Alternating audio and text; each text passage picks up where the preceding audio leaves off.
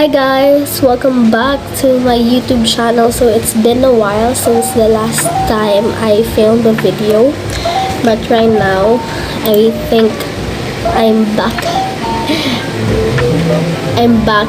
in making videos again. So currently it's 9:03 a.m. and it's August 22, 2022, and very loud na naman yung music ng kapitbahay namin, as you can hear.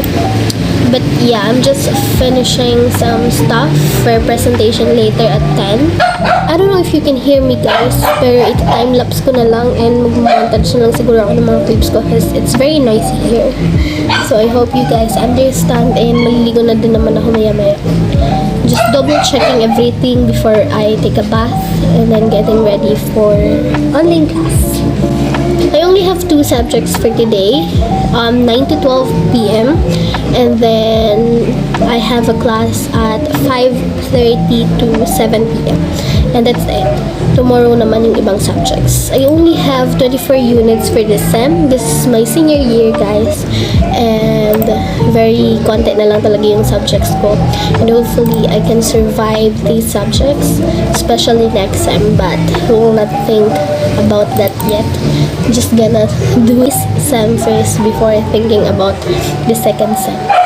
So yeah guys, I'll be back later kapag less na ang mga may ini dito. So yeah, I'll be back later guys.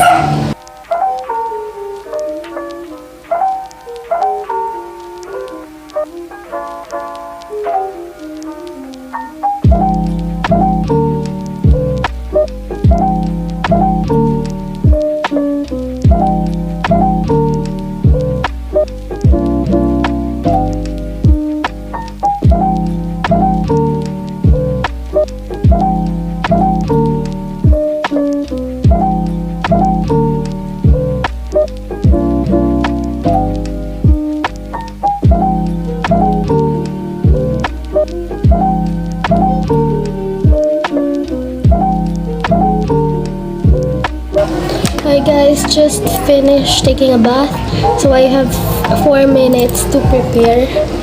So magkikita lang ako ng very light just in case magpa-open cam. So I'm not gonna talk na guys kasi medyo maingay.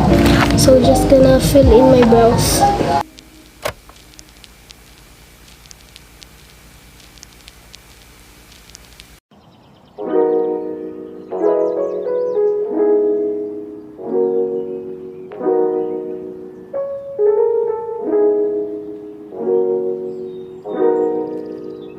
Hindi na ako guys magsusuklay. So ganyan na siguro yan. Hindi na mag-lip tint. Just use petroleum jelly for my lips para hindi siya mag-chop. And yeah, I think I'm done. I'm gonna prepare for my class.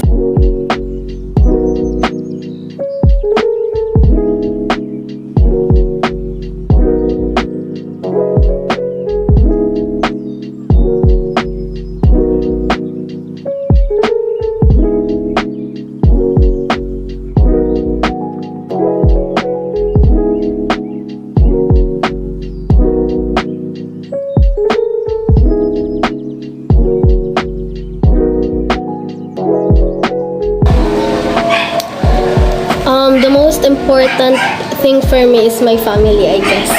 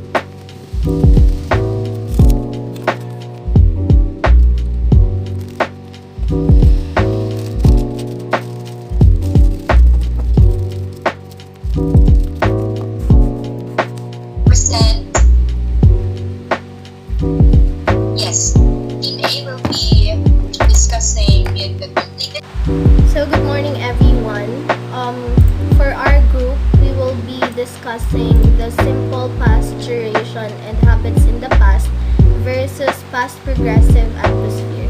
The first presenter will be Richie. Richie, go ahead.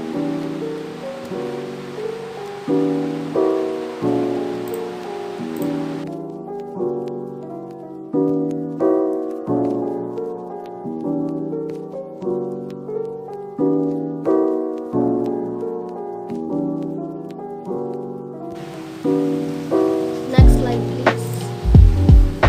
Alright, next is the simple past habits in the past. Next slide. So this can be used to describe a habit which stopped in the past. So past habits are action of states of being that we did over and over in the past that we are no longer doing it. It is important that the habit that you are talking about is different now from what it is used to be in the past. This can have the same meaning as used to or would.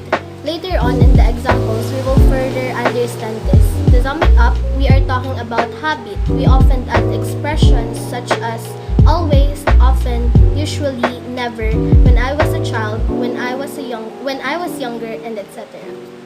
Next slide.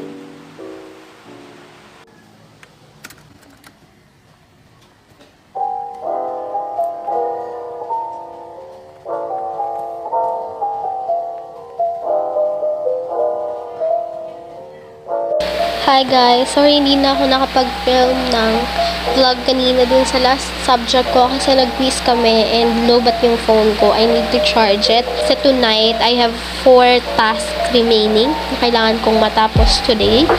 So, yeah, isasama ko kayo guys sa mga gagawin ko tonight. Super dali niya lang ma-accomplish. However, ang problem ko is yung laptop ko. Very malag kasi siya.